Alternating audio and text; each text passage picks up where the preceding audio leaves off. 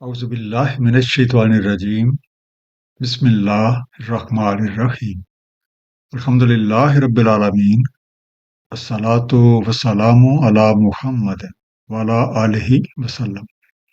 انشاءاللہ آج ہم سورہ بنی اسرائیل کے 9 رکوع کا مطالعہ کریں گے۔ اس سے پچھلے رکوع کا خاتمہ اس بات پہ ہوا تھا کہ رسولوں کا سلسلہ اللہ کریم کی سنت ہے، اور سنت وہ ہوتی ہے جس میں نہ کوئی تبدیلی ہوتی ہے اور نہ اس میں تعطل ہوتا ہے۔ آئیے مطالعہ قرآن کا آغاز اس دعا کے ساتھ کرتے ہیں کہ اللہ تعالی ہم سب کو نبی پاک صلی اللہ علیہ وآلہ وسلم کے طفیل قرآن کریم کا صحیح مفہوم عطا فرمائے۔ سورہ بنی اسرائیل رکوع نمبر 9، جو کہ آیات 78 سے 84 تک ہے۔ بسم اللہ الرحمن الرحیم۔ اقم الصلاۃ لدلوک الشمس الی غسق اللیل وقرآن الفجر۔ قائم کریں صلاۃ سورج ڈھلنے سے رات کی تاریکی تک اور قرآن فجر۔ ان قرآن الفجر کان مشہودا، بے شک قرآن فجر مشہود ہوتا ہے۔ پہلا انڈرلائن لفظ ہے لدلوک، اس کا روٹ ہے دلک، دال لام کاف، عروج یا کمال کے بعد نیچے کی طرف مائل ہو جانا، ڈھلنا، یا ہم کہہ سکتے ہیں جھکنا۔ دوسرا لفظ ہے غاسقن، اس کا مادہ غسق، غین سین کاف، تاریک ہونا، اندھیرا چھا جانا، ڈارکنیس۔ ضرورت اس امر کی ہے کہ اللہ تعالیٰ کے ساتھ صلاۃ کے ذریعے رابطہ قائم کیا جائے، اور یہ رابطہ محض نماز کے وقت تک محدود نہ رہے، بلکہ مسلسل اور زندگی کے تمام شعبوں پہ محیط ہو جائے، تاکہ نماز میں ہم نے اللہ کریم سے جو وعدے کیے ہیں اور جن چیزوں کی درخواست کی ہے، ہم ان کی تکمیل کے لیے مقدور بھر کوششیں کریں۔ آپ کو یاد ہوگا کہ جب ہم مسجد میں داخل ہوتے ہیں تو یہ دعا کرتے ہیں، اللہ مفتح لی ابواب رحمتک، اے رب میرے لیے رحمت کے دروازے کھول دیں۔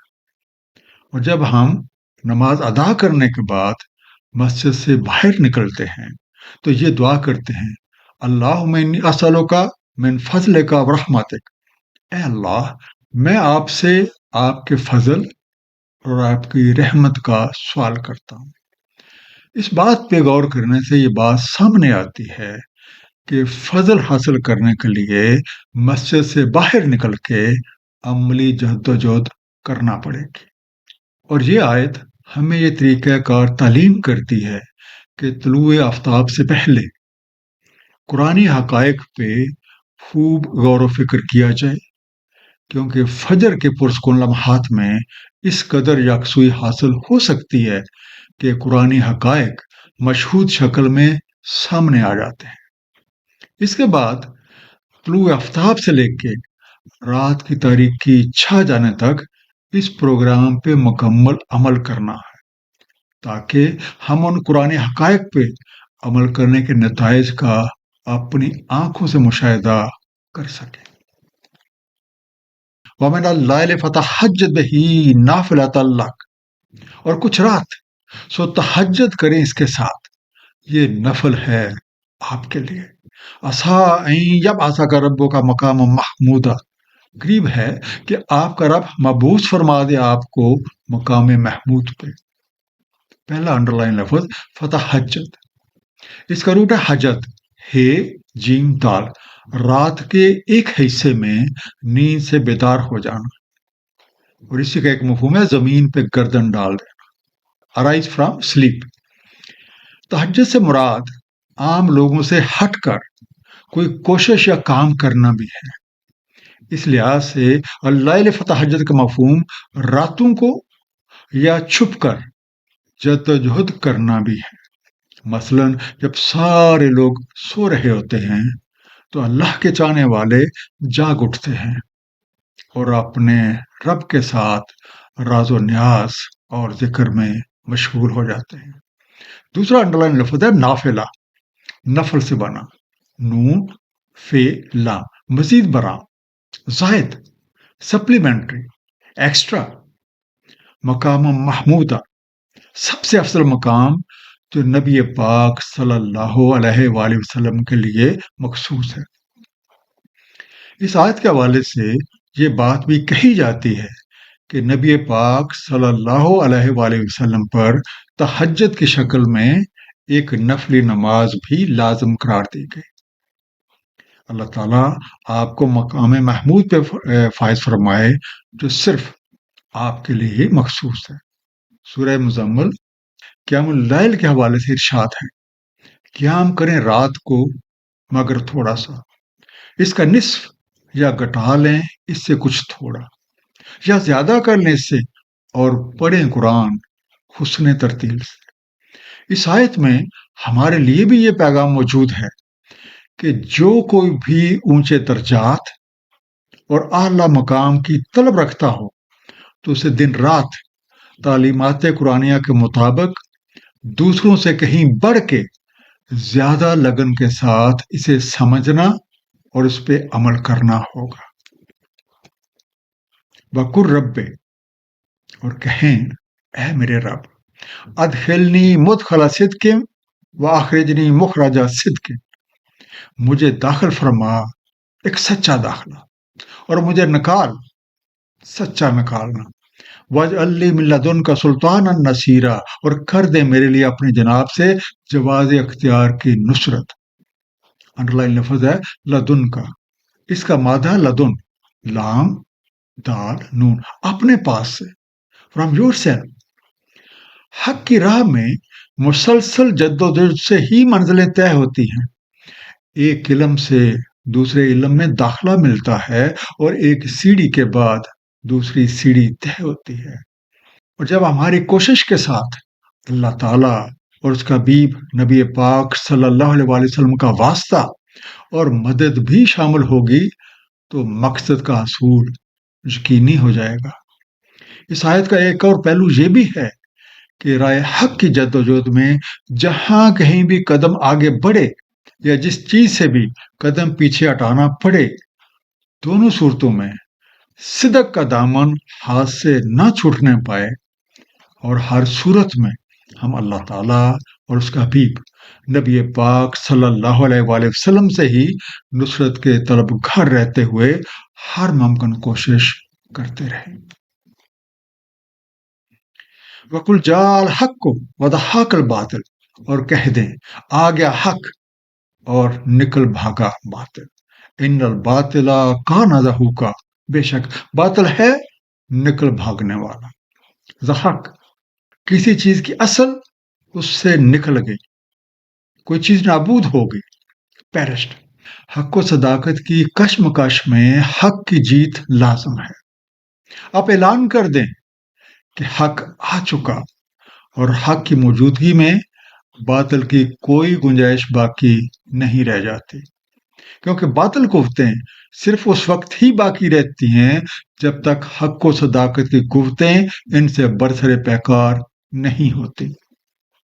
سورہ انبیاء آیت نمبر 18 میں ارشاد ہے، بلکہ ہم چوٹ لگاتے ہیں حق سے باطل پر، تبھی وہ اس کا بھیجا نکال دیتا ہے اور تبھی وہ بھاگ نکلتا ہے۔ وَنَنَزِّلُ مِنَ الْقُرْآنِ مَا هُوَ شِفَاءٌ وَرَحْمَةٌ لِّلْمُؤْمِنِينَ، اور ہم نازل فرماتے ہیں قرآن سے جس میں شفا اور رحمت ہو مومنین کے لیے۔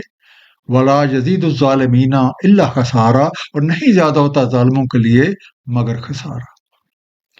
جو اہل ایمان قرآن کریم کو سمجھ کر اس پر عمل کرتے جاتے ہیں، ان کی نفسانی کمزوریاں اور اندرونی کشمکش ختم ہوتی جاتی ہے۔ بے چینی اور بے سکونی کی جگہ امن و اطمینان اور مثبت طرز عمل اور مخلوق خدا کی بھلائی کا جذبہ پیدا ہو جاتا ہے۔ اسی طرح ان کی زندگی نہ صرف ان کے اپنے لیے بلکہ دوسروں کے لیے بھی خیر اور بھلائی کا سبب بن جاتی ہے، جبکہ وہ لوگ جو تعلیمات قرآنیہ سے دور رہتے ہیں اور ظلم و ستم پہ ہی کمر بستہ رہتے ہیں، ان کی زندگی میں بے چینی اور بے سکونی بڑھتی جاتی ہے، اور اس طرح وہ اپنے ہی ہاتھوں اپنے لیے ہلاکت کا سامان کر لیتے ہیں، اور انہیں زندگی کے اگلے مرحلے میں اپنے کیے ہوئے ظلموں کا خمیازہ ضرور بھگتنا ہوگا۔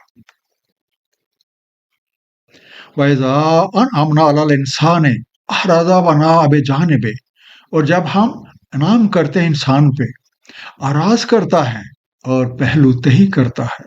وَإِذَا مَسَّهُ الشَّرُّ كَانَ يَئُوسًا، اور جب چھو جائے اسے کوئی شر، مایوس ہو جاتا ہے۔ انڈر لائن لفظ ہے بِجَانِبِهِ، جنب سے بنا، جیم نون بے، اپنی کروٹ کے بعد، آن اٹ سائڈ۔ یہ سادہ سی بات ان لوگوں کی سمجھ میں نہیں آتی جنہوں نے اس دنیا کے حصول کو ہی اپنا مطلوب و مقصود بنا رکھا ہے، اور اس کی خاطر وہ دنیا میں آنے کا مقصد بھی بھولے ہوئے ہیں اور اللہ کریم سے کیے ہوئے وعدے بھی۔ انسان یعنی بھولے ہوئے کی حالت یہ ہے کہ جب اسے اللہ تعالیٰ کی نعمتیں حاصل ہوتی ہیں وہ حق سے روگردانی کرتا ہے۔ اب چونکہ انسان کے سامنے حق و صدق پہ مبنی کوئی واضح مقصد نہیں ہوتا، اس لیے جب کبھی اس پہ کوئی مصیبت آتی ہے تو گھبرا جاتا ہے، مایوس ہو کے رہ جاتا ہے، لمبی لمبی دعائیں مانگتا ہے، لیکن حق کی راہ پہ نہیں آتا۔ سورہ فصلت آیت نمبر 51 میں ارشاد ہے، اور جب ہم انعام کرتے ہیں انسان پہ، اراض کرتا ہے اور پہلو تہی کرتا ہے، اور جب چھو جائے کوئی شر تو لمبی لمبی دعائیں مانگتا ہے۔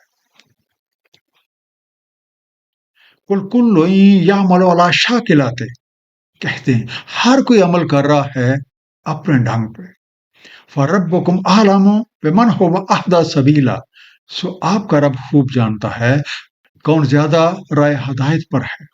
شاکلات ہے، شکل سے بنا، شین کاف لام، اس کی شکل، رنگ ڈھنگ، گھڑت، انداز، طرز عمل، اور انگلش میں آپ کہہ سکتے ہیں مینر۔ اللہ تعالیٰ نے بنی نوع آدم کے ہر فرد کو بے شمار صفات سے لیس کر رکھا ہے، اور ساتھ ہی اسے صاحب ارادہ اور ایک حد تک صاحب اختیار بنا دیا ہے۔ گویا اس کے لیے ایک وسیع و عریض میدان عمل موجود ہے جس میں ہر کوئی اپنی کوشش کے مطابق اپنے اندر موجود صفات کو اجاگر کر کے انہیں اپنی صلاحیت بنا سکتا ہے۔ اس میدان عمل میں ہر کوئی اپنے اختیار کے مطابق اپنے ڈھنگ پر یعنی اپنے انداز سے کام کرتا ہے، خواہ اس کا عمل صحیح ہو یا غلط۔ صحیح اور غلط کا فیصلہ قانون خدا بندی کے مطابق ہوتا ہے۔ اللہ تعالیٰ ہر جگہ موجود ہیں، ہر ایک کے ساتھ موجود ہیں، ہر ایک چیز پہ شاہد ہے۔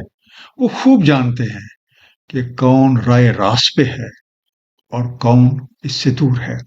اس حوالے سے سورہ نحل آیت نمبر 125 میں ارشاد ہے، بے شک آپ کے رب کو خوب علم ہے جو کوئی بھٹکا رہا اس کی راہ سے، اور اسے خوب علم ہے جو کوئی ہدایت یافتہ ہے۔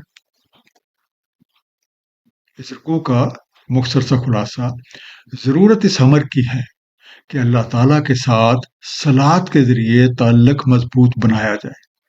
اس کا طریقہ یہ ہے کہ طلوع آفتاب سے پہلے قرآنی حقائق پہ خوب غور و فکر کیا جائے، اور اس کے بعد رات کی تاریکی چھا جانے تک اس پروگرام پہ مسلسل عمل کیا جائے۔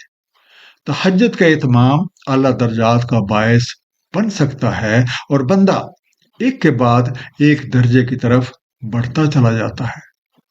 جوں جوں قرآن کریم کی سمجھ اور اس پہ عمل بڑھتا جاتا ہے، اسی مناسبت سے بندے کے اندر اطمینان و سکون ترقی کرتا ہے، جبکہ اسے روگردانی کرنے والا بے سکونی اور خوف و رنج میں گھرا رہتا ہے اور اپنے ہاتھوں نقصان کا سامان کر لیتا ہے۔ ہمیں اپنی راہ کے انتخاب کا اختیار حاصل ہے، اور ہمیں سے ہر کوئی اپنے ڈھنگ کے مطابق عمل کرتا ہے۔ کس کا عمل ٹھیک اور کس کا غلط ہے رب کریم سب جانتے ہیں۔ اللہ تعالیٰ ہم سب کو قرآن کریم کو صحیح طور پہ سمجھنے اور اس پہ نبی پاک صلی اللہ علیہ وآلہ وسلم کی سنت مبارکہ کے مطابق عمل کرنے کی توفیق عنایت فرمائے۔ صدق اللہ العلی العظیم۔ صلی اللہ تعالی علی حبیبہ محمد وآلہ وسلم۔